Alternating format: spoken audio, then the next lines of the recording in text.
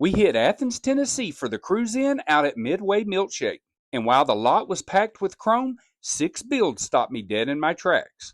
From iconic Tri-Five Chevys and rare wagons to raw late 60s Mopar muscle and a chopped, pre-war Ford Coupe, these machines set the standard for how to build a real cruiser.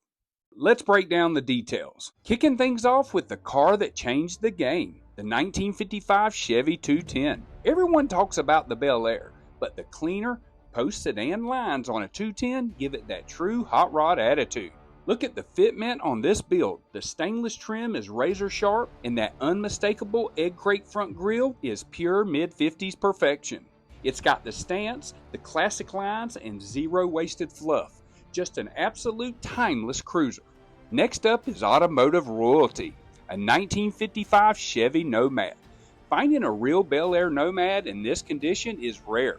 Check out the signature forward slanted B-pillars and those vertical chrome ribs across the rear tailgate. GM knocked it out of the park styling a 2-door sport wagon, and seeing one sitting this low and clean on modern rubber proves why this is still one of the most coveted Tri-Fives ever built. Moving into the start of the 60s, feast your eyes on this 1960 Chevy Impala.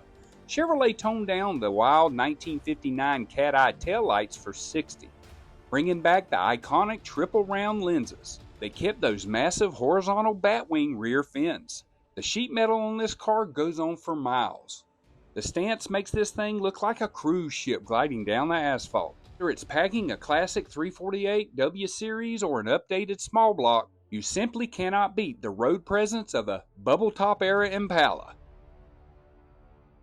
Coming right behind it is its middle brother of the Tri-Five family, the 1956 Chevy 210.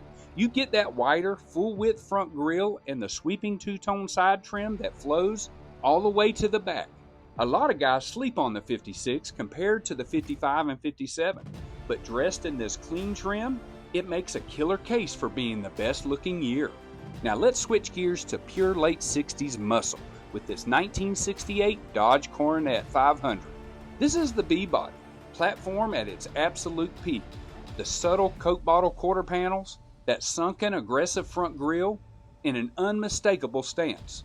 While everyone looks for road runners and chargers, the Coronet 500 gives you all the meat, street baller Mopar attitude without following the crowd.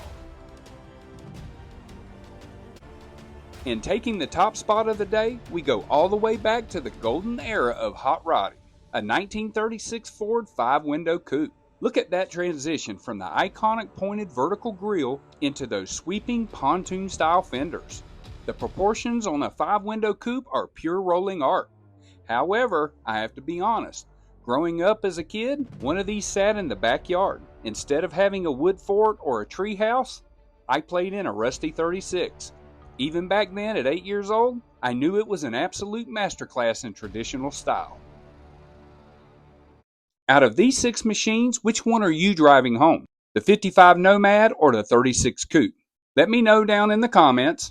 If you appreciate clean American iron and real car show coverage, make sure to subscribe so you don't miss the next cruise-in breakdown. Catch y'all in the next one.